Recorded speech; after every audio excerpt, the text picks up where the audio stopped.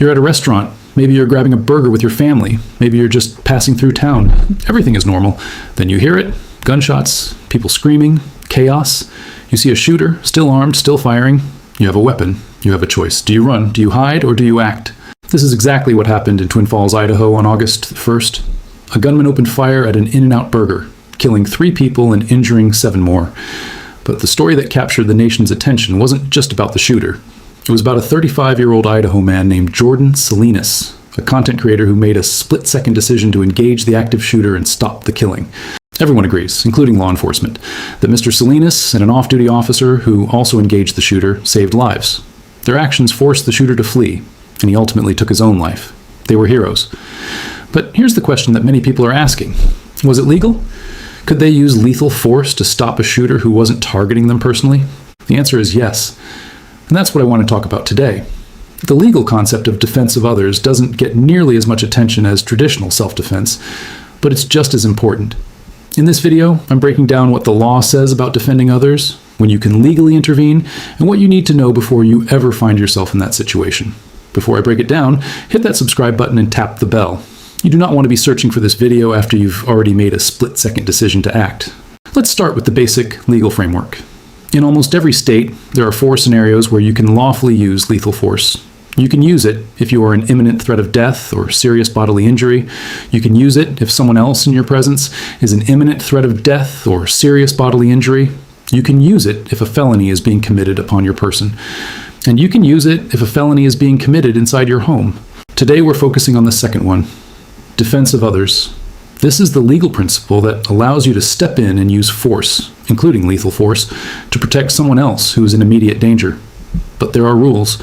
You can't just jump into any situation. Your belief that the other person is in danger must be reasonable. You must act based on what a reasonable person would believe in that same situation. Now, let's look at Idaho law, where this incident happened. Idaho has some of the strongest self-defense laws in the country. Under Idaho Code, Section 19202A, the law explicitly protects people who come to the aid of others.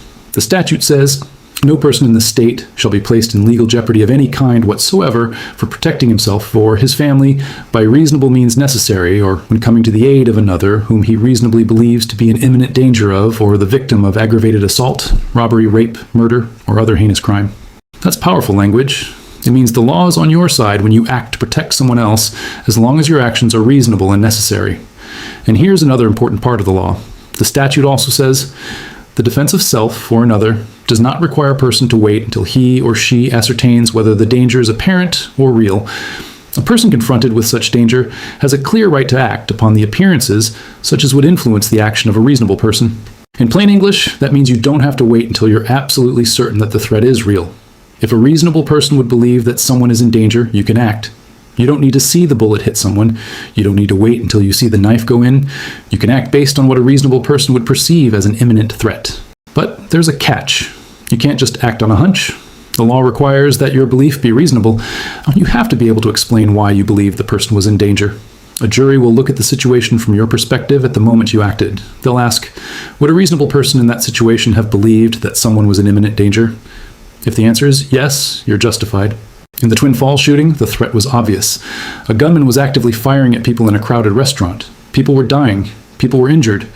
There was no question that multiple people were in imminent danger of death or serious bodily injury. That's why law enforcement has confirmed that the actions of Mr. Salinas and the off-duty officer were absolutely justified. They didn't just have a right to act. They had a duty to protect innocent lives. Now, I want to address something important. There's a difference between what is legal and what is tactically wise. The law may give you the right to act, but you also have to consider whether it's the right thing to do in that moment. Engaging an active shooter is incredibly dangerous. You're putting your own life at risk. You're potentially putting others at risk. You need to be trained. You need to be prepared. You need to understand the risks. But in this case, Mr. Salinas did exactly what needed to be done. He engaged the shooter, he stopped the killing, he saved lives, and he did it all while being legally justified. That's what makes him a hero. Here are some key takeaways from this event that every gun owner should understand. First, defense of others is a real legal principle that is recognized in nearly every state. You can lawfully use force to protect someone else as long as your belief is reasonable and your actions are necessary. Second, you don't have to wait until you're absolutely certain the threat is real. If a reasonable person would believe that someone is in imminent danger, you can act. but that belief must be reasonable. You can't just act on a hunch or a feeling. Third, state laws vary. Idaho has strong self-defense laws, but not every state is the same. In some states, the law is more restrictive. In others, it's even broader. You need to know the laws where you live and where you travel. The same action that is legal in Idaho might be illegal in another state. Fourth, training matters. Engaging an active shooter is not something you should do without proper training and preparation. You need to know how to handle your weapon under extreme stress. You need to know how to assess the situation quickly. You need to be prepared for the worst. Fifth, there is no such thing as too much training. Mr. Salinas acted heroically, but he was also prepared. His actions were deliberate, calculated, and effective. That doesn't happen by accident. That happens because he had training and experience. Sixth, the law is on your side when you act to protect others, but you have to be able to justify your actions. You have to be able to explain why you believed someone was in danger. You have to be able to show that your response was reasonable and proportional. If you can't do that, you could face serious legal consequences. Seventh, never forget that your actions have consequences. Even if you are legally justified, you will likely face investigation, scrutiny, and possibly a lawsuit. You need to be prepared for that reality. You need to have a plan for what to do after the incident is over. That includes contacting an attorney and knowing what to say and what not to say to law enforcement. Let me give you an example of how this might play out in real life. Imagine you're at a mall. You hear gunshots, you see a shooter actively firing at people, you have a firearm, you assess the situation and determine that you can safely engage the shooter. You take the shot, the shooter is stopped, you save lives. What happens next? You will be detained by police, you will be interviewed, your weapon will be taken as evidence, you will be investigated. That's normal, that's procedure. But if your actions were justified, you will be released. You may be hailed as a hero. But you will also have to live with the consequences of using lethal force. That's a heavy burden. Now, I want to be clear. I'm not advising anyone to be a vigilante. I'm not telling anyone to run toward danger. Every situation is different. You have to make your own judgment. But I want you to understand that the law is on your side when you act to protect others. And in the case of the Twin Falls shooting, Mr. Salinas acted heroically and lawfully.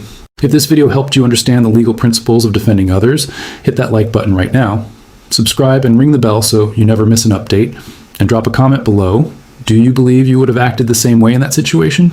I read every comment, and I will see you in the next video.